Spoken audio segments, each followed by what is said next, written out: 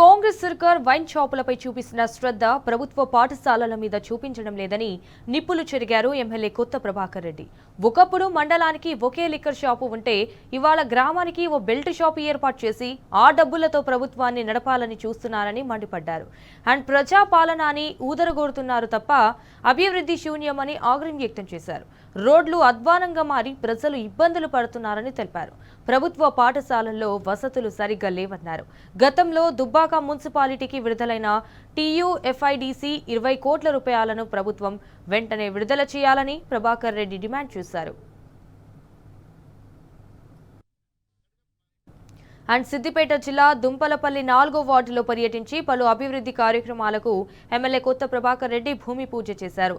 నర్లెంగడ్డ నుండి దుంపలపల్లి రోడ్డుపై స్కూలుకు వెళ్లలేమని విద్యార్థులు మొరపెట్టుకోవడంతో అప్పటికప్పుడు మట్టి పోయించి రోడ్డు మరమ్మతు చేయించారు. బీఆర్ఎస్ హయాంలో ప్రభుత్వ స్కూళ్లలో పిల్లలు ఎక్కువగా ఉండేవారని, కానీ ఇప్పుడు 10 మంది టీచర్లు ఉంటే 20 మంది పిల్లలే ఉంటున్నారని అన్నారు.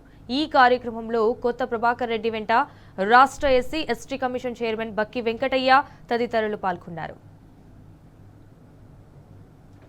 గతంలో 20 కోట్లు శాంక్షన్ చేసి ఇచ్చిన డబ్బులు కూడా మరి రాకపోవడం, మరి అది క్యాన్సిల్ చేయడం, పూర్తిగా మరి అధికారికంగా ఏదైతే శాంక్షన్ ఇచ్చినామో గత ప్రభుత్వంలో అవన్నీ కూడా కుంటుపట్టినాయి.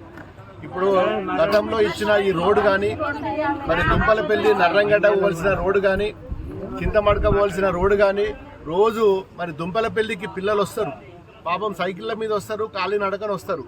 మరి వాళ్ళకి రోడ్డు సౌకర్యం కూడా లేదు, బురదున్నది.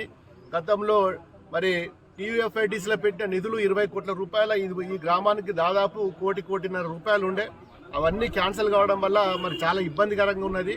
మరి ఈరోజు కాంగ్రెస్ ప్రభుత్వం మరి లిక్కర్ షాపుల మీద ఉన్న శ్రద్ధ మరి స్కూళ్ళ మీద లేదు. ఇది వాస్తవం. లిక్కర్ షాపుల మీద ఎంత తొందరపడి చేస్తున్నారో, ఎన్ని కొత్త స్కీములు తెస్తున్నారో, రేపు ఊరికో షాప్ పెడతామంటున్నారు. గతంలో మండలానికో షాప్ ఉంటే ఈరోజు కాంగ్రెస్ ప్రభుత్వం వచ్చినాక మండలం షాప్ తీసేసి ప్రతి ఊరికి, ప్రతి గ్రామ పంచాయతీకి ఒక లిక్కర్ షాప్ శాంక్షన్ చేస్తుండ్రు. ఆ లైసెన్స్ ఫీజు మీద ప్రభుత్వం నడపాలని చెప్పి వాళ్ళ ఆలోచన ఉన్నది. నేనేమంటున్నా అంటే మరి కనీసం స్కూళ్ళ మీద కూడా కన్నా సాధారణవంతం శ్రద్ధ వహిస్తే